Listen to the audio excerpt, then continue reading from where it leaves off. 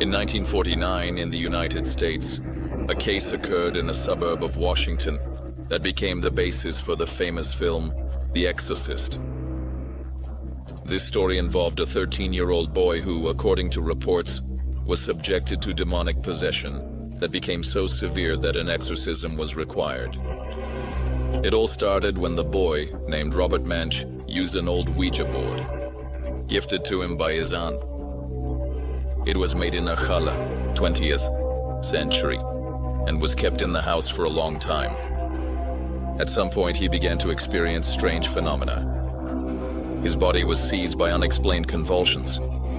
He heard strange sounds and saw terrifying visions. Soon, his behavior became more aggressive, and the family noticed that he was making strange sounds, and his face would change, becoming distorted. Robert began to claim that he was not alone in his body. He said that there were other entities with him that sometimes took over his consciousness. Strange sores and wounds began to appear on his body, and mysterious sounds could be heard in the room. What was especially frightening was that several witnesses claimed that inhuman sounds and even Latin phrases, which he couldn't possibly know, were coming from his mouth. The parents turned to the pastor of the local Lutheran church, but he couldn't help and recommended that they reach out to Catholic priests. As a result, the boy was sent to the priests, who began performing exorcism sessions in his home. The exorcism lasted several days, during which terrifying phenomena occurred.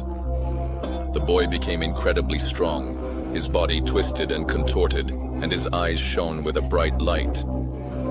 During the exorcism sessions, terrifying things happened, like furniture that was standing still, suddenly moving, the walls shaking, and Robert repeatedly lifting off the ground.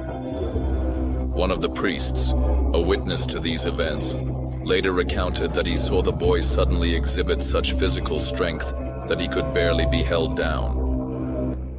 After several exorcism sessions, the boy was finally freed from the demon's presence, and his behavior returned to normal. This incident became widely known and served as inspiration for the book and film The Exorcist, although the events in the film were somewhat dramatized.